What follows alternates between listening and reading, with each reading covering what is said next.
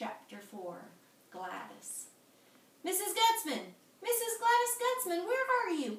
I hollered. It's me, Junie B. Jones. I looked all around. There was a long counter with children pushing trays. Did anyone see Mrs. Gutzman? I asked the children, does anyone know her? My friend said she is here. She's here in this kitchen, but I don't even see her. I hollered her name even louder. Mrs. Gutzman! Mrs. Gladys Gutzman! Then all of a sudden a lady came hurrying around the corner. And good news, it was her. It was Mrs. Gladys Gutzman. I ran and hugged her very tight. Mrs. Gutzman, I'm so glad to see you, I said. Mrs. Gutzman hugged me back. Junie B. Jones, I'm glad to see you too, she said. I smiled up at her. She was wearing her same big white apron from last year. Whoa, just look at you, Mrs. Gutzman, I said. You didn't change a bit. I patted her apron. You didn't even change your clothes, apparently, I said. Mrs. Gutzman laughed. She was wearing plastic mitts on her hands, plus also she was wearing a hairnet. Hey, I remember those things from last year, I said. You told me you wear plastic mitts and a hairnet whenever you touch food, remember? You said that they were called good hygiene. Because mitts and a hairnet protect our food from dirty germs and hairs. Mrs. Gutzman made a face. Are you sure that's the way I put it, she asked. I skipped all around her in a circle. Hey, Mrs. Gutzman, now that you found me, you can start bringing cookies to my room again. I held up one finger. I am in room 1 this year, I said. Room 1 comes earlier in the alphabet than room 9, and so now you know where I am and where you can bring the cookies. And when can you bring the cookies, Gladys? Mrs. Gutzman did a chuckle, and then she leaned down next to me and she patted my arm, and she said, don't call her Gladys. After that, Mrs. Gutzman explained about snacks. She said that first graders don't get snacks like kindergartners do, on account of first graders get cookies when they're with their school lunches. I did a frown at that news. Yeah, only what about the children who bring their lunches, Mrs. Gutzman? Where's our cookies, huh? Because today everybody got a cookie except for me and Sheldon. Mrs. Gutzman didn't answer my question. Instead, she raised her head and she looked behind me. That's when I heard my teacher's voice. Junie B. Jones, he said, kind of loudish. Exactly what do you think you're doing? I spun around. Mr. Scary's eyes looked annoyed at me. Why did you get up from the table, Junie B? He asked. What's the story here? Everyone was staring. I did a big gulp. Then I squeezed my eyes closed real tight and I tried to think of the story here. Well, let's see, I said. First I was eating my brought lunch and everybody else was eating their bought lunch, and so that's how come I was the first one finished, and then I was just sitting there and I spotted Herb's sugar cookie and I really, really wanted that thing, and good news! Herb shared, and so that delicious cookie reminded me about Mrs. Gutzman, and what do you know? Herb and Jose said she was right here in the exact kitchen. So I jumped up from the table and I ran in to say hello, I said. After that, I looked up at Mrs. Gutzman kind of nervous, and I waved my fingers. Hello, I said real soft. Hello, she said back. Mr. Scary shook his head.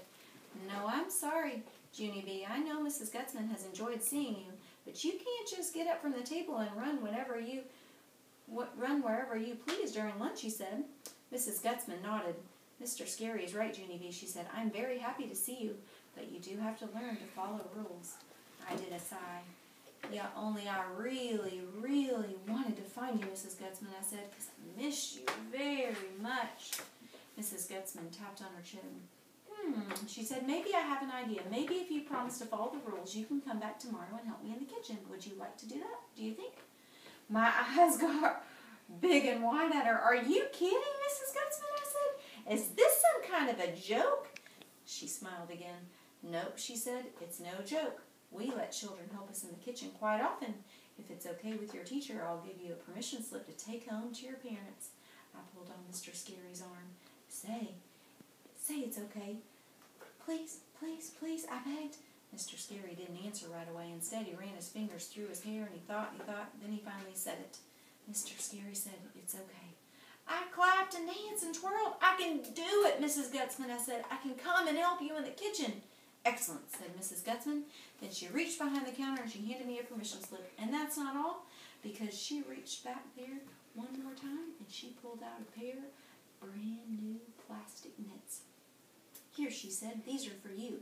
You can wear them around your house tonight and get used to them. I did a gasp at those wonderful things. Thank you, Mrs. Gutzman. Thank you, I said. I've always wanted some of these thingamajigs. After that, I put them on my hands very thrilled, and I waved goodbye to Mrs. Gutzman. See you, I said. See you tomorrow. And I walked back to my lunch table with Mr. Scary, and I followed the rules for the rest of the day. And our final chapter for tonight, and then we'll pick up again next time, is Chapter 5, and it's called Practicing. After school, I ran home from my school bus stop, and it was Mother's Day off from work. She was in the backyard playing with my baby brother named Ollie. Ollie is 10 months old. He cannot skip or play tag or color. So far, I'm not that satisfied with him. I ran out the back door. Mother, Mother, I'm going to be a helper. I'm going to be a helper, I shouted real cheery. I quick handed her my permission slip. Read this paper, hurry, it's from Mrs. Gutzman, I said. You remember Mrs. Gutzman, right? Mrs. Gutzman used to be my cookie lady last year. But this year, she's branched out apparently, because now she's the boss of the whole kitchen operation, I think. Mother, read the permission slip.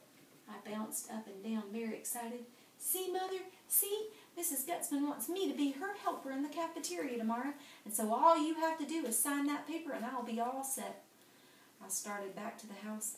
I'll go get you a pen. Mother hollered, hold on to me. This really does sound like fun, Junie B, she said, but let's talk it over at dinner, okay? At dinner you can tell Daddy and me all about it. I did a big breath at her. But I don't want to talk it over at dinner, Mother, I said. I want you to sign the paper right exactly now. Please, please, just sign it, okay? Mother smiled. Patience, Junie B, she said. Dinner is just a few hours away. I'd like Daddy to be in on this too.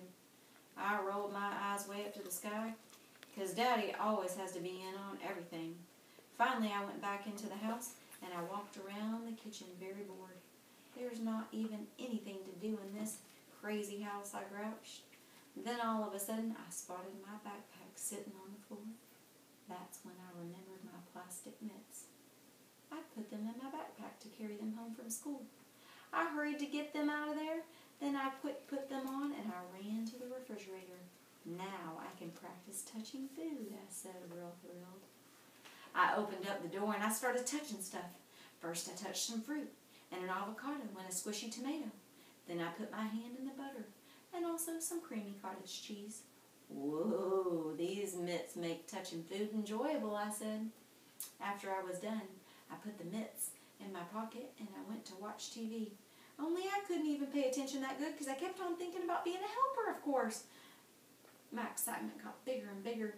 Then, hooray, hooray! Daddy finally came home from work, and it was time for dinner. As soon as I sat down, I told Daddy all about Mrs. Gutzman. Then, surprise, I put on my mitts, and I waved my hands all around in the air. Look, Mother, look, Daddy, see what Mrs. Gutzman gave me?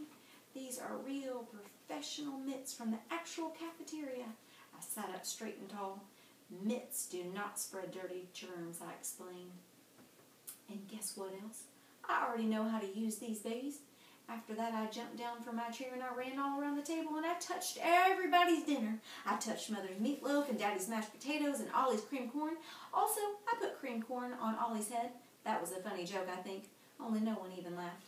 Mother took away my mitts.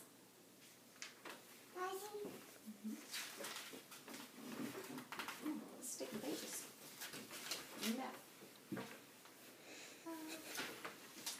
She said that that's not what mitts are for, young lady. At first I thought I was in very big trouble, but more good news. When Mother and Daddy tucked me in bed that night, they gave me back my permission slip. And hooray, it was signed. We're going to let you help in the kitchen, said Mother, but no more funny business with the mitts. Got it? Got it, I said. A helper doesn't make things more difficult, Junie B, said Daddy. A helper makes things easier, okay? Okay, I said. Mother made her eyes real serious. And a helper's not the boss, Junie B, she said. Maybe you should try repeating that one. A helper is not the boss. I repeated it. A helper is not the boss, I said. A helper is not the boss. After that, Mother and Daddy looked calmer and they kissed me goodnight and turned off my light. I repeated it one more time. A helper is not the boss, I said.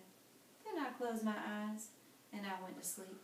And I dreamed I was the boss. Okay, guys, I hope you enjoyed the first part of Junie B, First Grader Boss of Lunch, written by Barbara Park. And we look forward to being with you as we do the second part. Have a great night.